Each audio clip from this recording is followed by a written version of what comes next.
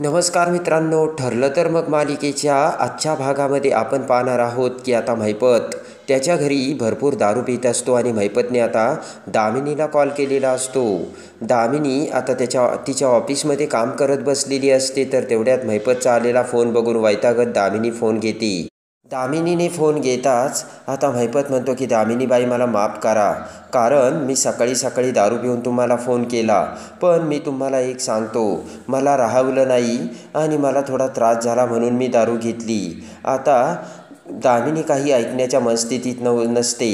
महिपत म्हणतो की हे बघा, माझ्या मुलीला जर सोडायचं असेल तर माझी मुलगी विलासचा खून झाला त्यावेळेस तिथे नव्हती असं आपल्याला कोर्टात दाखवायचं. आणि तुम्ही बॉडीची काळजी करू नका, माझ्याकडे 100 बॉड्या आहेत आणि माझी मुलगी दुसरीकडेच आहे हे सिद्ध करायचं आहे आपल्याला. तर दामिनी म्हणते हे बघा शिकरे, तुम्ही तुमचं काम करा आणि मला माझं काम करू द्या. त्यानंतर आता महिपत म्हणतो की म्हणजे तुम्ही मला टोमणे मारतात. तर दामिनी म्हणते की सकाळी सकाळी दारू ढोसूनसुद्धा तुम्हाला कळलं तर तेव्हा तुम्ही तुमच्या डोक्याला टेन्शन देऊ नका. आणि मी तुम्हाला एक गोष्ट सांगते, उद्या तुम्ही तुमच्या मुलीला घरी घेऊन जाण्याची तयारी ठेवा. तर लगेच आता महिपत खुश होतो आणि म्हणतो की म्हणजे उद्या फटाके फुटणार. तर अरे वा वा दामिनीबाई, आपण जंगी पार्टी करूयात आणि तुम्ही पार्टीला या बरं का. दामिनी म्हणते की तुम्ही तुमची पार्टी एकट्यानेच करा आणि एन्जॉयमेंटसुद्धा एकट्यानेच करा, माझा वेळ खाऊ नका आणि ठेवा आता फोन असे म्हणत आता रागाने दामिनी फोन ठेवते. महिपत म्हणतो की अरे वा, म्हणजे उद्या माझी पोरगी येणार. इकडे आता सायली ही अर्जुन येण्याची वाटच बघत असते. सायली विचार करते की हे अजून कसे आले नाहीत आणि यांना पुरावा काही मिळाला असेल का. तेवढ्यात आता सायली म्हणते की थांब मी फोनच करते आणि सायली फोन लावू लागते. एवढ्यात अर्जुन तिथे येतो आणि अर्जुन येता क्षणी सायली म्हणते काय झालं. तर अर्जुन म्हणतो की ती तिकिटे साक्षी शिकरेनेच दिली होती घेऊन. तर सायलीला मोठा धक्का बसतो. अर्जुन म्हणतो आणि त्याचं मला रेकॉर्डसुद्धा मिळालं आहे बरं का. सायली म्हणते की बघितलं, म्हणजे त्यावेळपासून प्रिया ही साक्षीसाठी काम करत होती. तर सायली म्हणते की म्हणजे त्यावेळेस प्रियाचा आम्हाला आश्रमाच्या बाहेर काढण्याचा प्लान होता आणि नंतर प्रियाने पोटदुखीचं नाटक केलं आणि ती विलाससोबत पुन्हा आश्रमात आली.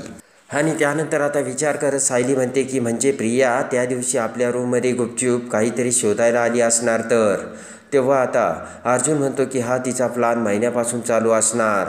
तर सायली म्हणते की म्हणजे पैशासाठी प्रिया ही साक्षीकडे काम करते आणि मधुभाऊसाठी त्यांनी कट रचला होता. तर अर्जुन म्हणतो हो, आणि आत्ता पण तिने तेच केलं म्हणून तर ती नोटीस पाठवली ना. तर अर्जुन म्हणतो कुठली नोटीस. पटकन आता सायली आलेली नोटीस अर्जुनला दाखवते. नोटीस उघडून अर्जुन आता नोटीस वाचतो. सायली म्हणते काय लिहिलं यामध्ये. अर्जुन म्हणतो की या नोटीसमधून आपण तन्वीची कोणतीही इन्फॉर्मेशन कोणत्याही पद्धतीने काढू शकत नाही असं आहे. तर आता सायली म्हणते त्यासाठीच तिने तर एवढा तमाशा केला आहे. आणि तेवढ्यात आता विमल ही दुसरी नोटीस घेऊन येते आणि म्हणते दादा ही दुसरी नोटीस आली आहे तुम्हाला. अर्जुन म्हणतो की आता ही कसली नोटीस आहे. विमल जाता क्षणी अर्जुन आता ती नोटीस उघडतो. सायली म्हणते की कसली नोटीस आहे. अर्जुन म्हणतो की दामिनी देशमुखने उद्या कोर्टात बोलावलंय.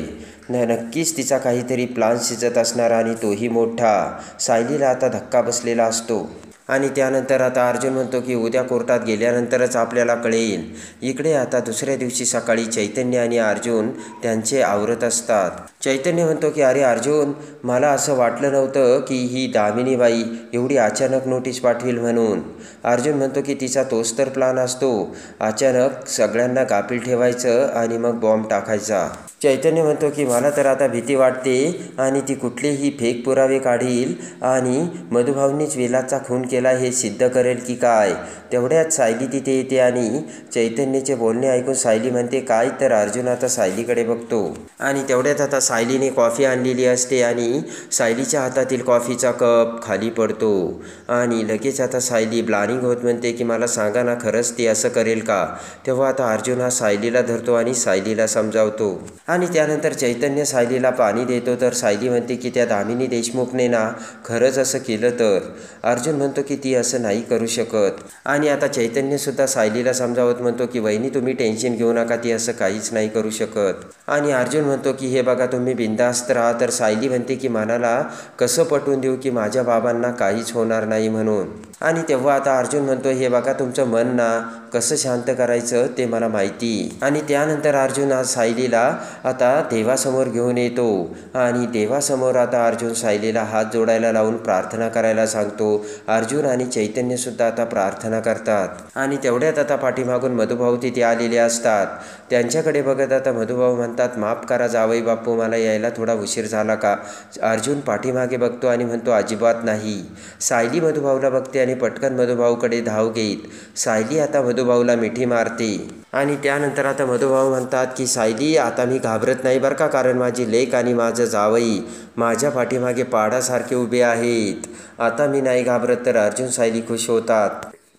आणि त्यानंतर आता अर्जुन म्हणतो की आज कुठलीही चूक करून चालणार नाही, अगदी कोर्टात उशिरा पोचायची सुद्धा नाही. आणि चला असे म्हणत अर्जुन आणि चैतन्य मधुभाऊला घेऊन आता कोर्टात जाण्यासाठी निघतात. इकडे आता कोर्टाच्या आवारात महिपत हा येऊनच बसलेला असतो, तर रविराज हा प्रियाला घेऊन सुद्धा तिथे आलेला असतो.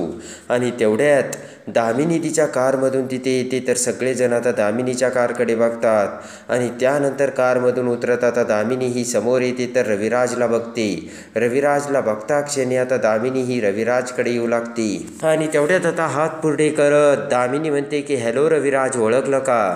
तेव्हा आता रविराज म्हणतो की हो, तुम्हाला कोण नाही ओळखणार, आणि भेटून बरेच दिवस झाले, मी तुम्हाला कसं विसरेन? तर दामिनी म्हणते की आणि मी तुमच्या शिष्याला सुद्धा ओळखते, मी तुमच्या शिष्याला कसं विसरेन, अर्जुन सुभेदार. तर आता रविराज हा दामिनीकडे बघू लागतो. आणि तेवढ्यात आता अर्जुन हा गाडीत तिथे येतो आणि गाडीतून आता मधुभाऊ आणि सायलीला घेऊन अर्जुन बाहेर येताच आता मीडियावाले अर्जुनकडे धाव घेतात आणि म्हणतात की अर्जुन सर, आज कोर्टात तुमची लढत दामिनी देशमुखसोबत होणार आहे, यावर तुमचं काय मत आहे? तर अर्जुन म्हणतो की दरवेळेस कोर्टात कुणाची आणि कुणाशी तरी भेट होत राहते, तेव्हा दामिनी देशमुख असो नाही तर दुसरं कोणीतरी, त्यात काय एवढं? आणि त्यानंतर आता लगेच मीडियावाले म्हणतात की पण आज तुम्हीही एकही केस हरलेला नाहीत आणि त्या दामिनी देशमुखसुद्धा एकही केस हरलेले नाही आहेत, तेव्हा दोघेही आपापसात समोर उभे राहणार आहात.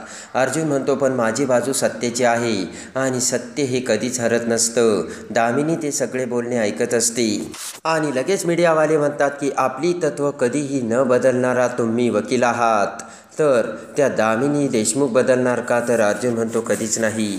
अर्जुन म्हणतो माझी तत्त्व मी कधीच बदलणार नाही आणि त्यात म्हणजे असत्य असणाऱ्या माणसांसमोर तर अजिबात नाही. आणि एवढ्यात आता अर्जुन सायली दोघेही आता दामिनी समोर येऊन उभा राहतात. ताठ मानेनी दामिनीसुद्धा त्यांच्यासमोर उभी असते आणि महिपत इकडे मोठी कॉलर टाईट करून त्यांच्याकडे बघत असतो. आणि तेवढ्यात आता दामिनी ही अर्जुनकडे हात करत म्हणते की हॅलो, मी दामिनी देशमुख. तर लगेच आता अर्जुन म्हणतो की मी ॲडव्होकेट अर्जुन सुभेदार. दामिनी म्हणते की शेवटी आपण समोरासमोर आलोच.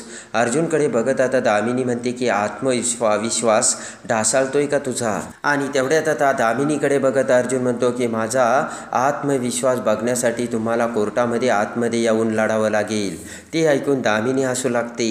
हसतच दामिनी म्हणते की ऑफकोर्स, कारण मी लढण्यासाठी आणि जिंकण्यासाठीची आले. तर सायली आणि मधुभाऊ आता दामिनीकडे बघू लागतात. अर्जुन म्हणतो की म्हणजे तुमची बाजू किती वीक आहे हे तुम्हाला माहीत नाही.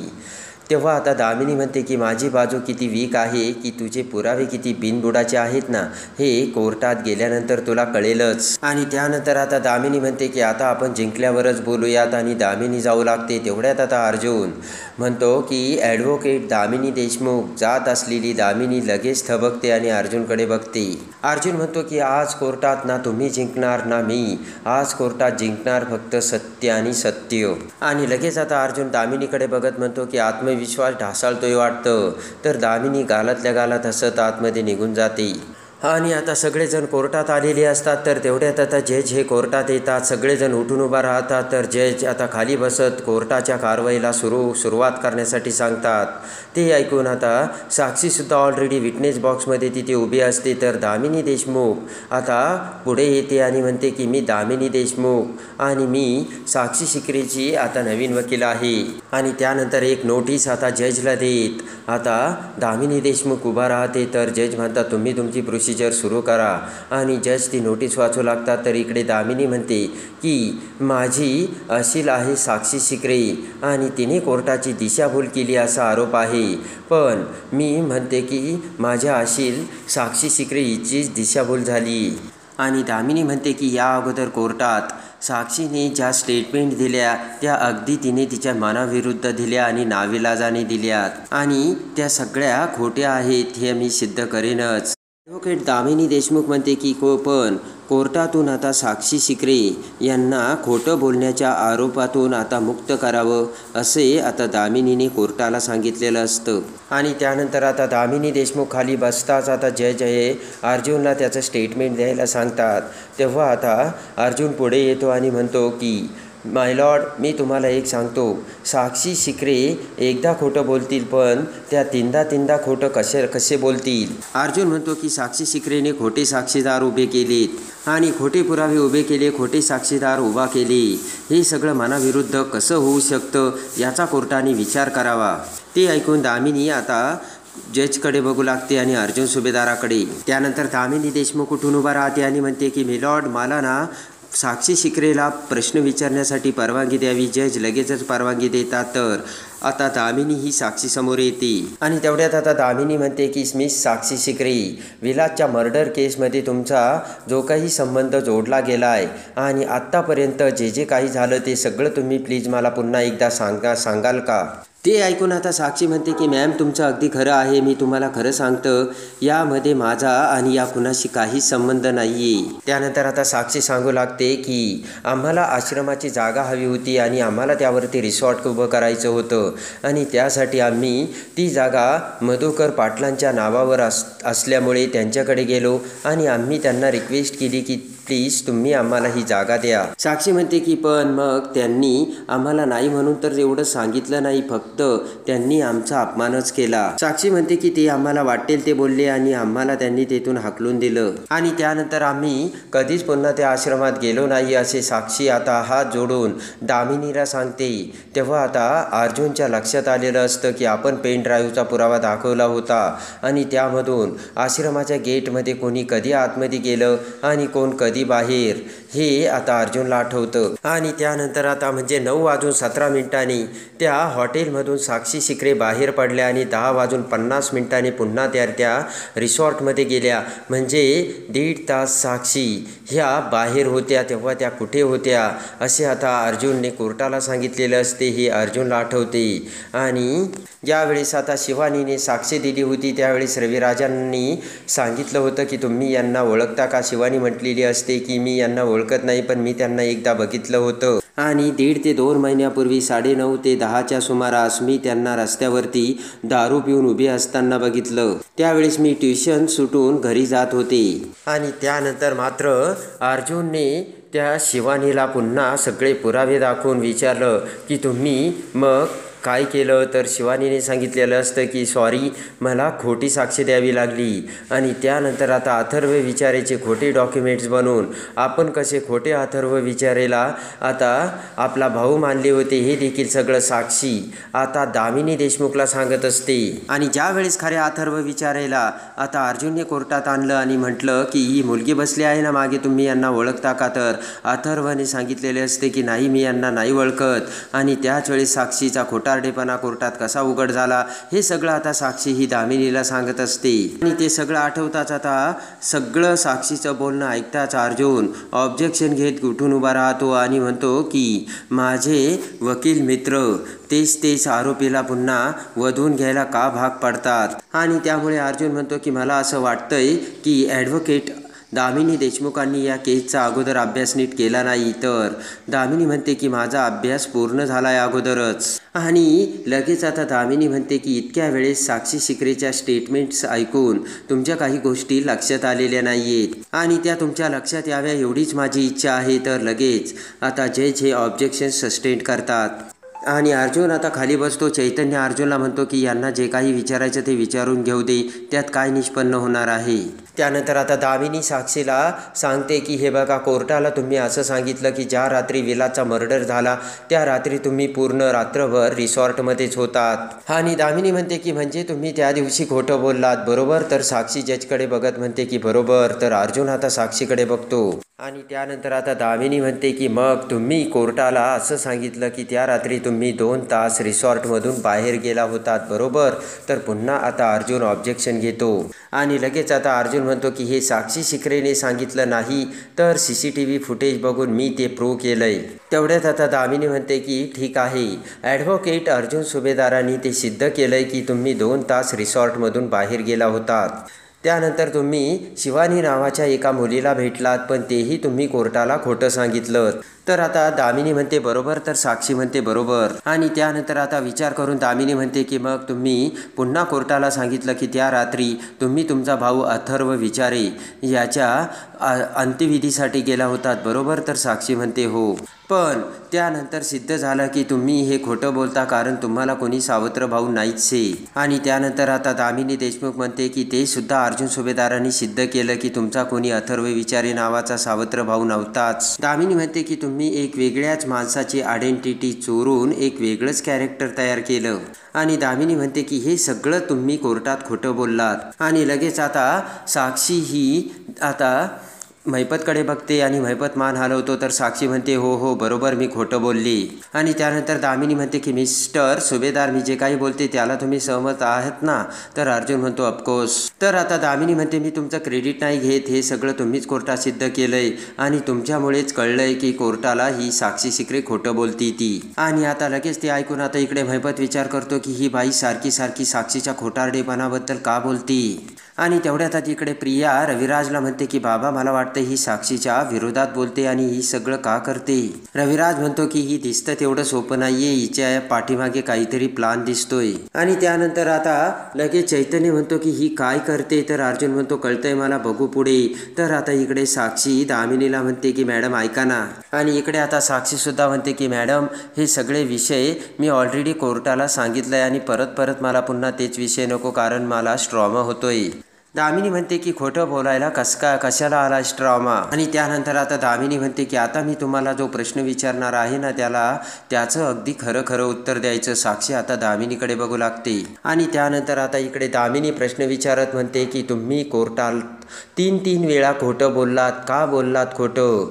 तर आता दामिनी म्हणते पटपट बोला, सत्य बोलण्यासाठी कशाला भीती वाटायला पाहिजे. साक्षी आता विचार करू लागते. आणि तेवढ्यात आता साक्षी म्हणते की मला माझ्या वकिलांनी खोटं बोलायला सांगितलं होतं.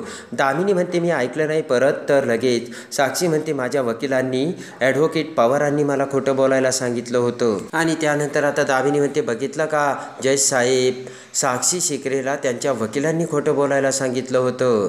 आणि लगेच दामिनी म्हणते एम आय राईट, तुम्हाला खरंच तुमच्या वकिलांनी खोटं बोलायला सांगितलं होतं. तर साक्षी म्हणते की मी खोटं नाही बोलत मॅम. आणि साक्षी म्हणते की जर त्यांनी मला असं सांगितलं होतं की मी कोर्टात सगळं खरं बोलले तर ॲडव्होकेट अर्जुन सुभेदार विलासच्या खुनाशी तुमचा खोटा संबंध असल्याचे प्रूव्ह करतील. आणि लगेच आता उठून उभा राहता अर्जुन म्हणतो की शिकरे ह्या कोर्टाची दिशाभूल करतात आणि कुठल्याही पुराव्याशिवाय त्या माझ्यावर असा आरोप करू शकत नाहीत. साक्षी म्हणते की मॅम मी खूप घाबरले होते आणि मला वाटत होतं की मला खुनी सिद्ध करतील म्हणून. साक्षी म्हणते की मला खूप भीती वाटत होती आणि मी काहीच नाही केलं, मी निर्दोष आहे. साक्षी म्हणते की त्या क्षणाला ना काय करावं हे मला काहीच कळत नव्हतं आणि त्या क्षणाला मला फक्त माझ्या वकिलांचं ऐकावं हेच मला वाटत होतं आणि म्हणून मी खोटं बोलले. आणि म्हणूनच वकिलांनी मला खोटं बोलायला सांगितल्यामुळे मी खोटं बोलले. आणि मला तसं माहीत आहे खुनाचा आरोप मोठा आहे आणि खोटं बोलण्यापेक्षा खुनाचा आरोप मोठा आहे, त्यामुळे मला खोटं बोलावं लागलं असे आता साक्षीच बोलते.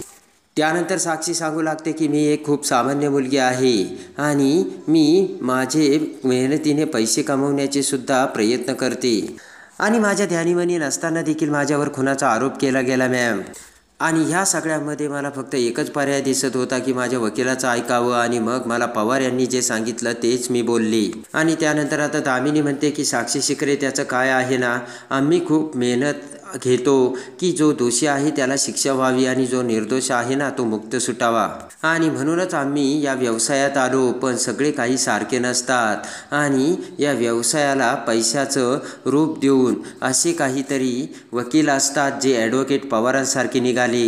तरी दामिनी म्हणते की पण तरीसुद्धा तुम्ही विचार करायला हवा होता की तुम्ही खोटं बोलता, तुम्हाला थोडीसुद्धा या गोष्टीची जाणीव व्हायला हवी होती. आणि त्यावेळेस तुम्ही तरीसुद्धा ॲडव्होकेट पवारांना विरोध कसा नाही केला. साक्षी म्हणते की मॅम माझ्या लक्षात येत होतं. साक्षी म्हणते की मी त्यांना खूप वेळा सांगितलं की हे असं खोटं बोलणं, हे असं करणं चूक आहे, पण ते ऐकायला तयारच नव्हती आणि माझ्याकडे दुसरा पर्याय नव्हता. आणि असं म्हणतात ना की डॉक्टरांचं आणि आपल्या वकिलांचं ऐकावं, तेव्हा मी सुद्धा तेच केलं असे साक्षी बोलते. आणि त्यानंतर आता साक्षी म्हणते की पण आज मी खरं बोलते आणि आत्तापर्यंत मी जे काही खोटं बोलले ते फक्त माझ्या वकिलांच्या सांगण्यावरून. जज आता ते सगळे पॉईंट्स नोट डाऊन करून घेतात. अर्जुन आता एकटक नजरेने दामिनी आणि साक्षीचे बोलणे ऐकत असतो. आणि त्यानंतर आता दामिनी देशमुख आता कोर्टाला म्हणतात की साक्षी शिकरे या त्यांच्या वकिलाच्या सांगण्यावरून खोटं बोलल्या आणि त्यांनी आता हे कबूलही केलंय. त्यांच्या वकिलाच्या सांगण्यावरून त्यांना खोटं बोलावं लागलं आणि खोटं बोलणं त्यांना भाग पडलं आणि त्यासाठी साक्षी शिकरे यांना 3 महिन्याची शिक्षासुद्धा झाली. आता मी कोर्टाला विनंती करते की त्यांनी साक्षी शिकरेला मुक्त करावं. आणि त्याच वेळेस आता अर्जुन उठून उभा राहतो आणि अर्जुन उठून उभा राहत आता साक्षीसमोर येतो आणि म्हणतो की आता मी तुम्हाला एक प्रश्न विचारतो. आणि लगेच आता अर्जुन म्हणतो की हे बघा, तुम्ही कोर्टात खोटं बोललात, तुम्ही खोटा अथर्व विचारे उभा केला आणि शिवानीची सुद्धा खोटी साक्ष तुम्ही द्यायला भाग पाडलं आणि हे सगळं मला खोटं बोलावं लागलं, बरोबर. पण मग ज्या रात्री विलासचा खून झाला त्या दिवशी तुम्ही रिसॉर्टमधून 2 तास बाहेर पडल्या होत्या, तेव्हा तुम्ही कुठे गेल्या होत्या? ते ऐकताच आता साक्षीचे धाबे दाणालेले असते आणि आता पुन्हा साक्षी ही मोठ्या चक्रव्यूहात अडकलेली असते. आणि आता दामिनीने साक्षीला मुक्त करण्यासाठी अर्जुनच्याच पुराव्याचा वापर केलेला असतो. पण त्याच वेळेस अर्जुनने पुन्हा एक प्रश्न विचारून साक्षीला अडकवलेलं असतं. तेव्हा आता पुन्हा निर्दोष मुक्तता करणाऱ्या दामिनी देशमुखला पुन्हा थांबून दामिनीला टक्कर देत अर्जुन आता साक्षीला पुन्हा कसे जेलमध्ये ठेवतो हे बघण्यासाठी आणि ठरलं तर मग मालिकेच्या डेली अपडेटसाठी बेल नोटिफिकेशनवर क्लिक करून आपल्या चॅनलला लाईक करा, सबस्क्राईब